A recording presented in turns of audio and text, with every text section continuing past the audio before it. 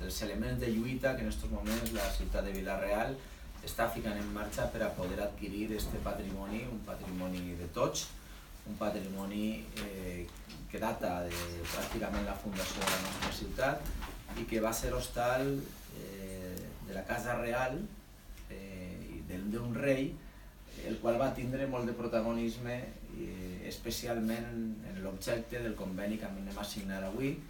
I per això vull, en primer lloc, saludar al regidor de Tradicions, Santi Cortells, que està amb nosaltres, Eduardo Pérez, el regidor de Cultura, que han treballat conjuntament també, Ramon Ferrer, president de l'Acadèmia Valenciana de la Llengua, i Diego, l'alcalde d'Alzira, que anem avui a signar un conveni que vam rubricar ja en desembre i avui fem la signatura ja formal per a donar-li contingut i que ells vos explicaran un poquet quines són les activitats que se van a fer i en què consta este conveni.